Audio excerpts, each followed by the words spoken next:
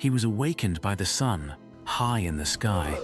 He examined his wounds and saw, without astonishment, that they had healed. He closed his pale eyes and slept, not out of any weakness of the flesh, but out of willed determination. You're entering a space built before language learned to name dread, where architecture whispers what vocabulary is learning to name. The air is thick, unmoving, almost ceremonial. Veins creep along columns of stones. Puddles shimmer like discarded mirrors. Even the birds seem to avoid this clearing, as though silence has a jurisdiction here. At the center of the ruin rises a circular temple. No corners, no direction, only a geometry that folds back on itself. The first time a reader steps into this place, Borges' tone does something subtle. It lowers the temperature of the mind. Everything becomes hushed. The story does not hurry to explain.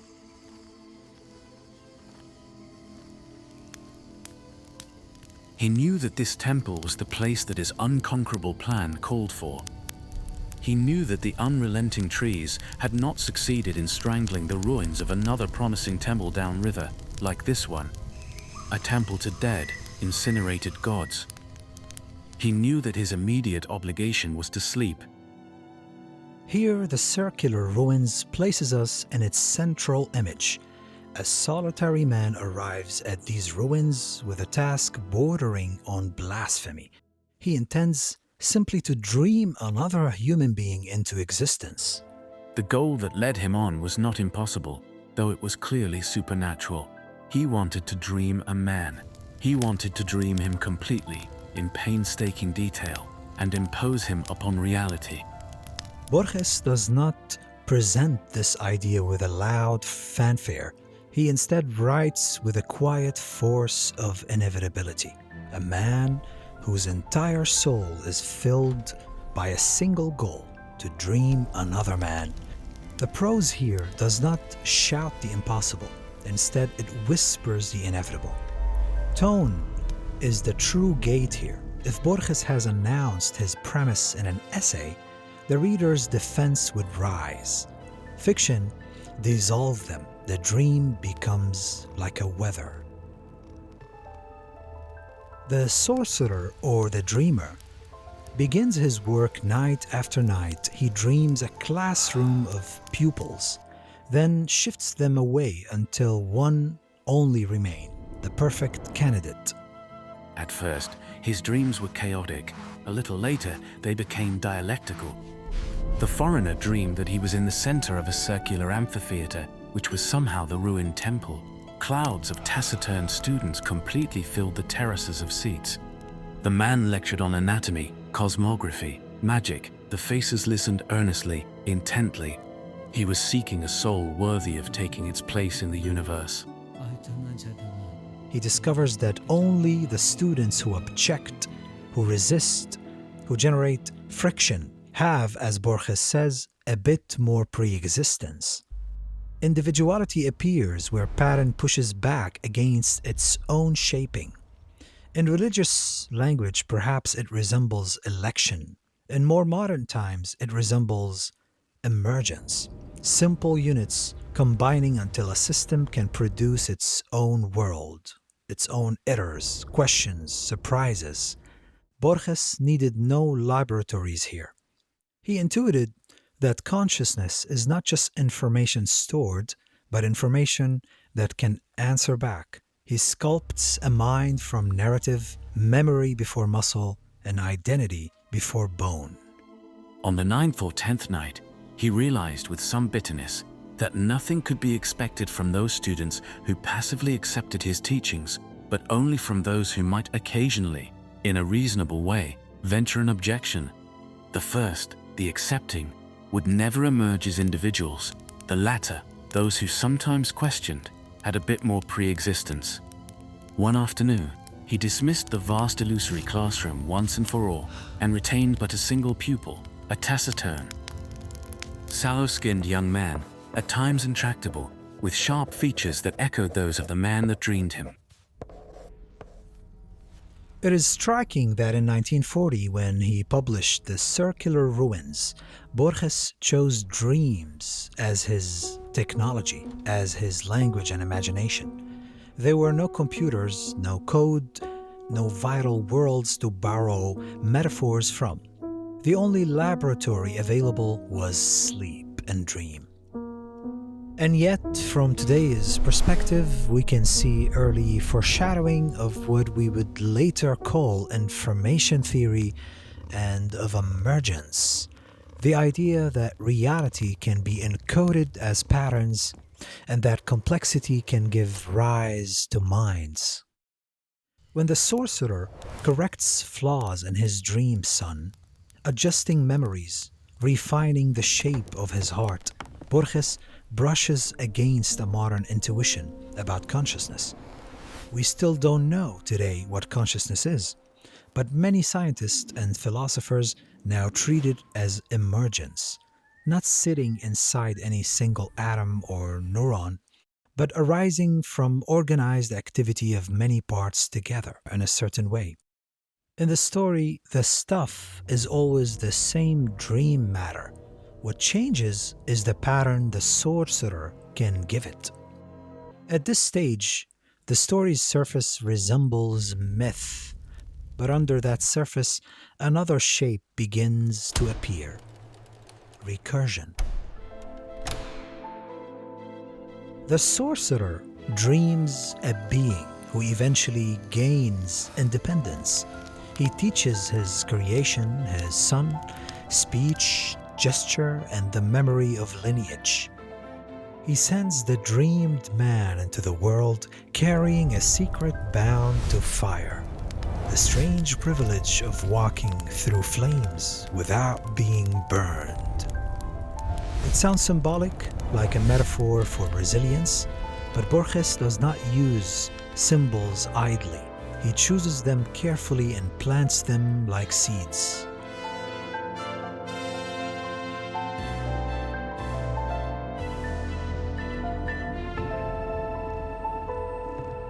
Before that seed germinates, the reader experiences a familiar feeling: vertigo. The circular ruins induce an emotional geometry. There is no exit from roundness. From the circle, one cannot stride forward. One must orbit. Vertigo in literature is not dizziness, but the sensation that meaning might not be anchored. A character creates consciousness. Consciousness dreams autonomy. Autonomy breeds into solitude. What created the creator? Whom does the dreamer serve? Civilizations have long distrusted this spiral, the sense that creation might curve back on itself. The infinite regress of creation threatens theological stability, so religions built a ceiling over the spiral, a final surface meant to stop the fall. In many monotheistic traditions, the chain of creation ends at an unmoved mover, a being declared uncreated and outside time altogether. Philosophers fear that recursion too. It unravels certainty one loop at a time. But Borges lifts that ceiling. He lets the endless geometry back in. In the quiet of the ruins, the infinite is given a canvas, not just to manifest, but to be confronted. In this ruined temple, the god is fire. Fire is purification, judgment, knowledge, annihilation, and revelation. Across many mythic traditions, fire appears at moments of testing and transformation.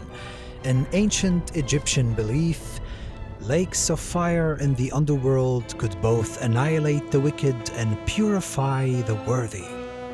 Ra, the sun god, embodied fire as a paradox. Fire gives life and fire takes it.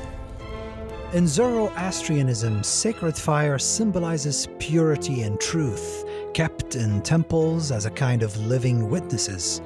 In Greek myth, Prometheus steals fire from the gods and gives it to humans. There, fire is not only a threat but a stolen knowledge, the beginning of craft, technology, and creation. In the Hebrew Bible, the burning bush marks the moment God reveals himself to Moses, a holy presence that burns without consuming. In Christianity, fire appears as the fire of hell, the punishment reserved for the damned, the image of the final loss.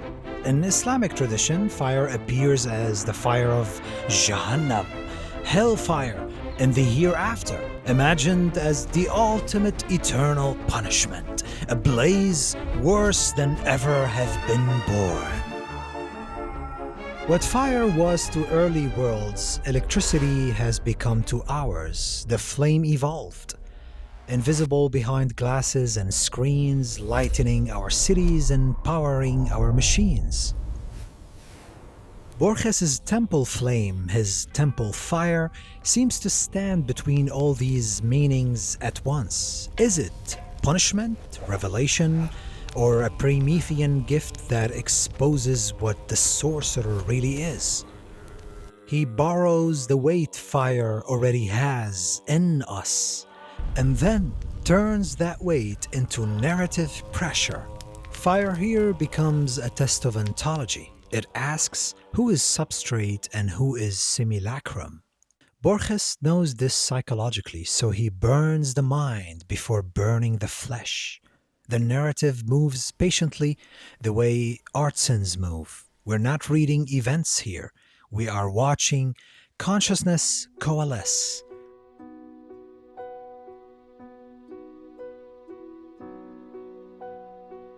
Borges' language performs the rhythm of creation as devotional labor. It is lonely work. Creation deepens solitude. A father dreams a child because he cannot bear his own solitude. An author writes a character because the silence of existence is too loud. Borges places solitude as the root of creation.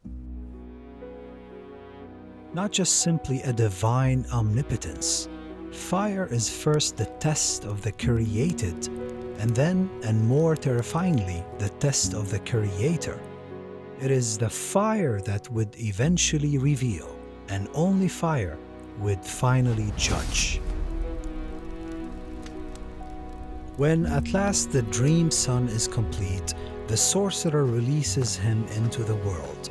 In the story, the boy believes himself real. The word real itself becomes porous, letting fiction and reality seep through each other. The reader begins to feel boundaries between imagination and matter blur. If a mind suffers, isn't that suffering real? If a person learns, remembers, loves, fears, what difference does substrate make? Is it the stuff it's made of? His days were, in general, happy. When he closed his eyes, he would think, "Now I will be with my son." Or, less frequently, "The son I have engendered is waiting for me, and he will not exist if I do not go to him." Gradually, the man accustomed the youth to reality. Once he ordered him to set a flag on a distant mountaintop. The next day, the flag crackled on the summit. He attempted other, similar experiments, each more daring than the last. He saw with some bitterness that his son was ready, perhaps even impatient, to be born. That night he kissed him for the first time, then sent him off through many leagues of impenetrable jungle, many leagues of swamp, to that other temple whose ruins bleached in the sun downstream. In this passage, the story looks ordinary. A father proud of his son, testing him, then letting him go. The tone is tender, even domestic, wrapped in jungle and magic. Borges lets the relationship feel recognizably human. Love, reluctance, a bittersweet sending off. But first, so that the son would never know that he was a phantasm, so that he would believe himself to be a man like other men, the man infused in him a total lack of memory of his years of education. And here the twist arrives in a single sentence. To protect the youth from the shock of his own origin, the sorcerer erases the memory of their years together. Creation here is not only making a mind, it is deciding which truth that mind will never be allowed to know. Parenthood turns into authorship, and authorship into censorship. The price of reality for the son is ignorance of what he actually is. Then, somewhere further south in the story's world, rumors arise. There's a man who can walk through fire unharmed.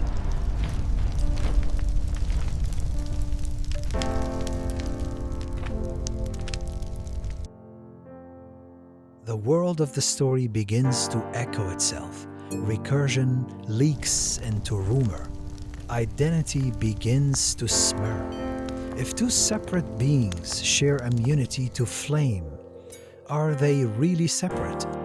If patterns propagate, what is individuality?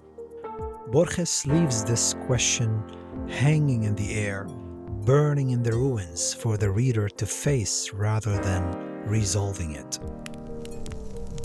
A heat seems to accumulate, not just in the jungle, but in the reader's skull. Something is about to ignite, but Borges delays. Delay is his deepest craft.